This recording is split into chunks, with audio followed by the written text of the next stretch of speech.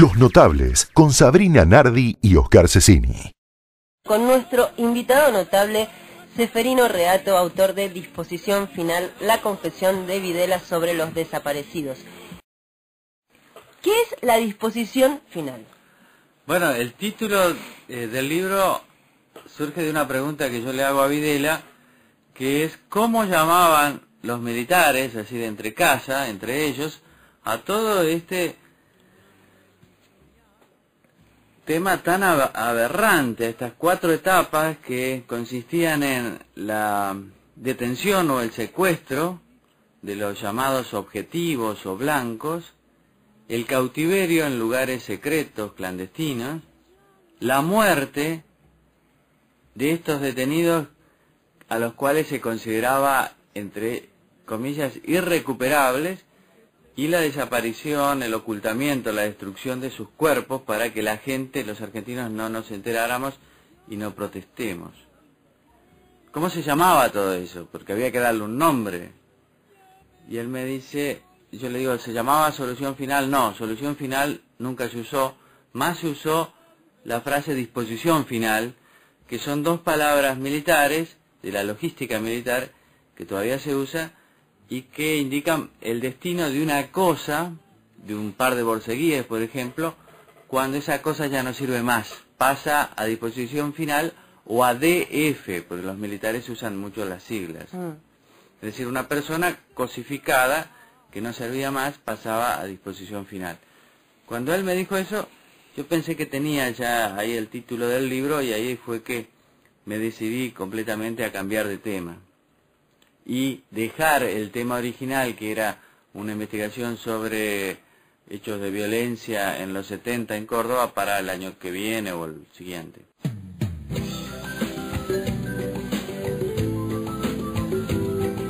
Los Notables. Todo nace de cómo se confeccionaban las listas de detenidos, porque el golpe, te acordarás, inmediatamente después del golpe empezaron a detener a un montón de personas. Esas personas ya estaban elegidas desde enero y febrero del 76. El país ya estaba dividido en 5 zonas, en cada zona había un jefe, acá por ejemplo en Rosario era el comandante del 2º Cuerpo de Ejército, ¿no? Y después había subzonas, áreas, subáreas, todo muy organizado. Eso venía desde los últimos meses del gobierno peronista, después de los decretos de octubre. Y cada uno de estos jefes había elaborado sus listas de detenidos. Había 2 categorías, uno eran los, entre comillas, subversivos o sospechosos de serlo, y otros los líderes sociales, es decir, personas que podían poner en aprietos a la dictadura o al gobierno militar. A partir de ahí, cada jefe de zona tenía autonomía operativa. Ellos los alojaban en los centros o lugares de detención de personas, que eran secretos o clandestinos, y cuando se decide implementar la figura del desaparecido, estos jefes militares, a partir de los informes de inteligencia locales, van determinando quién iba a disposición final, quién se iba en libertad o quién pasaba. Claramente hubo una planificación, sí, claro, del golpe, no se sabía cuándo, no se sabía qué día, qué hora. El último dato era el que faltaba, el día, la hora, pero la planificación, dice Videla, comienza de manera informal 9 meses antes, de manera formal 7 meses, y la decisión de darlo después del ataque de montoneros al regimiento de Formosa, que mueren 24 personas, 12 defensores de cuartel, y eso desata una serie de... ¿De qué manera Videla justifica la tortura? Bueno, él dice que los militares argentinos, como los militares chilenos y brasileños, abrevaron de la doctrina francesa, que es un conjunto de prácticas militares y policiales para luchar contra movimientos revolucionarios o guerrilleros.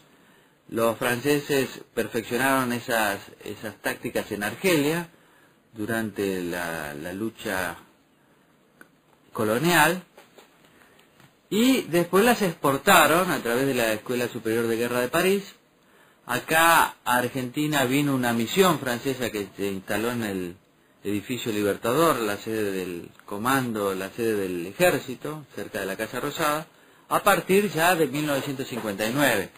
Él dice que el ejército, Videla dice, el ejército no enseñaba a torturar, pero es cierto que la influencia de la doctrina francesa era muy grande, y como los teóricos franceses, Videla dice que la tortura era, entre comillas, necesaria para obtener la mayor cantidad de información posible de los guerrilleros en el menor tiempo posible.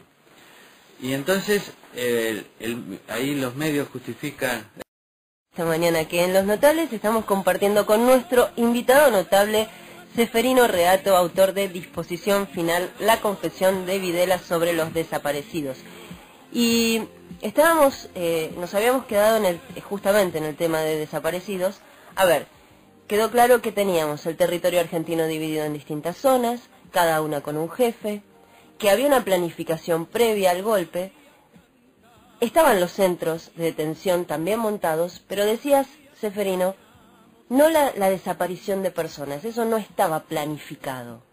No, ocurrió que ellos llegan al golpe sin saber bien cómo eliminar a toda esta cantidad grande de gente que según Videla debía ser eliminada para, entre comillas, ganar la guerra contra la subversión, pero también para el objetivo principal del golpe, que según él era moldear una nueva sociedad, ¿no es cierto? Entonces, al principio, imagino yo, ensayan distintas técnicas hasta que llegan a la conclusión de que lo mejor para los objetivos que ellos tenían, que era no provocar protestas ni dentro ni fuera del país, era masificar esa figura que ya venía de gobiernos anteriores, que era la figura de los desaparecidos. Porque ellos tenían dos frentes: el frente interno, no provocar protestas dentro de la Argentina, y el frente externo. En Estados Unidos era el último año del gobierno conservador, y ya había una opinión pública más tendiente a un triunfo liberal, demócrata, como se concretó finalmente en noviembre de ese año, que gana Carter la presidencial. Entonces ellos veían que el Departamento de Estado norteamericano no los apoyaba como sí había apoyado fuertemente a Pinochet en el 73, por una sencilla razón: la línea del Departamento de Estado consideraba que habían cometido un error, o que por lo menos el apoyo al golpe chileno los había dejado mal parados frente a la opinión pública interna, y no querían volver a comprometerse con una dictadura en el Cono Sur, a pesar de que el secretario de Estado, Henry Kissinger, era un conservador muy proclive a apoyar a los militares. Y que habían visto con buenos ojos, me parece que esto no lo dijimos, Estados Unidos vio con buenos ojos el golpe. Sí, con buenos ojos el golpe, sí, porque la embajada norteamericana especialmente consideraba que no había otra salida, que el vacío de poder no podía ser llenado ya por Isabel Perón, ni siquiera, y tampoco por los peronistas más moderados. Pero a los 2 meses del golpe, ya el embajador estadounidense, Robert Hill, que era conservador, pero sostenía que había que respetar los derechos humanos, hay cables reservados que ahora se conocen, que indican que ya a los 2 meses le pidió instrucciones a Kissinger para plantear una queja fuerte a la dictadura de que si ellos querían seguir perteneciendo, digamos, al mundo civilizado, tenían que respetar ciertas reglas, por ejemplo, no hacer desaparecer personas. Y Kissinger frenó eso todo lo que pudo. Pero la verdad es que en noviembre los conservadores pierden, y ya en enero del 77 asume Carter, y la relación con Estados Unidos siempre fue muy tensa a partir de ese momento. ¿Hubo debate hacia adentro, quiero decir, dentro de la cúpula militar? ¿Se debatió qué hacer con los detenidos? Bueno, él dice que cuando llegan al golpe había un consenso en las cúpulas militares de que había, entre comillas, una cantidad grande de gente que tenía que ser eliminada. Después los métodos, ellos, imagino, fueron ensayando algunos hasta que llegan a esto de masificar las desapariciones, y ahí cada jefe tenía autonomía operativa, aunque le informaba a Videla de los casos más notorios.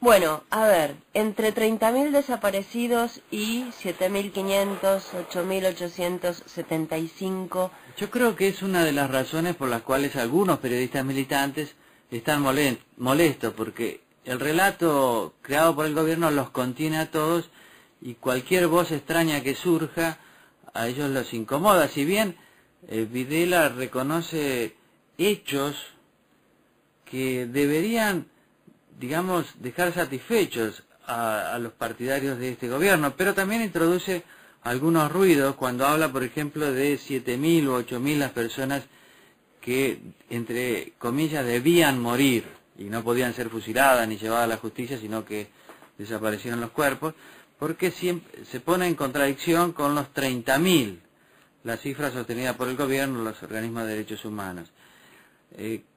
Creo que el otro día esta corresponsal de Folio de San Pablo me preguntaba, yo mencioné recién antes, me decía, bueno, pero esa lista de los 30.000 debe estar en algún lado.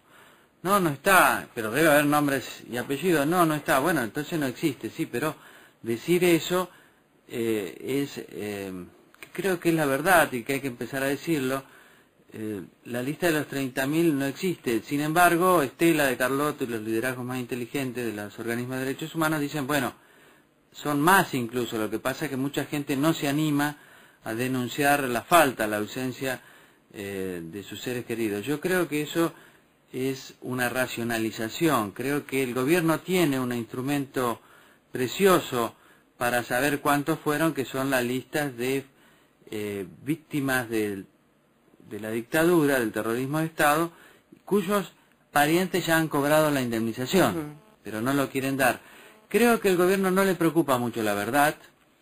Del trípode de memoria, verdad y justicia, como decía una especialista consultada el miércoles pasado por el diario Página 12, de ese trípode lo menos que se ha avanzado en la verdad. La verdad da menos rédito político que los juicios a los militares que se prolongan en el tiempo, ¿no? Y los militares, perdón, y los militares, esas listas, ¿las tuvieron en algún momento? Sí, las listas existieron, de eso no hay duda, porque no se puede llevar semejante plan sin una lista, hasta porque en algunos centros de detención, como en Campo de Mayo, pero también en la ESMA, eran identificados por un número y tenía que haber una lista. Lo que pasa es que en el 83 Viñones, que fue el último dictador, ordenó por decreto la quema, el incendio de todos estos documentos. Hay rumores siempre de que la lista estaría en el exterior o guardada en el interior.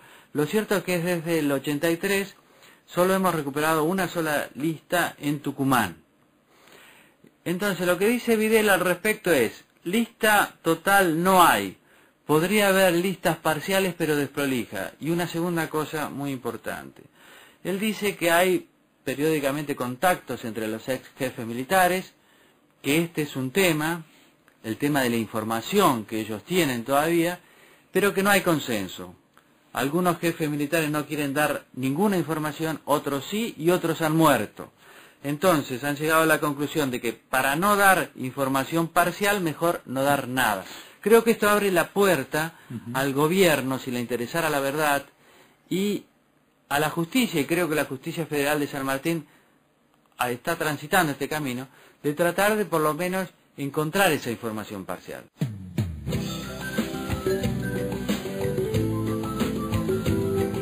Los notables. ¿Existió un plan sistemático para robar chicos, hijos de detenidos? Bueno, según Videla, él dice que existieron delitos, robos, perpetrados por policías y militares de chicos, pero que no hubo un plan sistemático, no hubo órdenes de su gobierno de hacer eso, no los necesitaban, y al contrario, las órdenes eran restituirlos. Y acá, bueno, es opinión del lector. Por un lado, tenemos ya 105 chicos recuperados. Estela de Carlotto dice que faltan 400 más, algunos dicen 500 más. En realidad, en el sitio de abuelas dicen con nombre y apellido que se busca a 190 chicos. Son 300 en total. Es un número importante.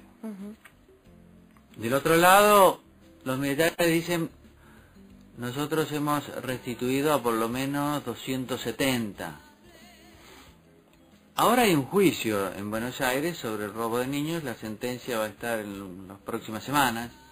Creo que ya las querellas terminaron con los alegatos. Supongo que Videla deberá dar el suyo a principios de junio y después a fin de junio, principio de julio estará el fallo. ¿Cómo justifica él, digo, más allá de plantear, bueno, no, esto no estaba planificado, pero aceptar que sucedía? ¿De qué manera justifica? Falta de control en el territorio, demasiada autonomía, demasiada libertad para los jefes de zonas y subzonas y áreas y subáreas, poco control.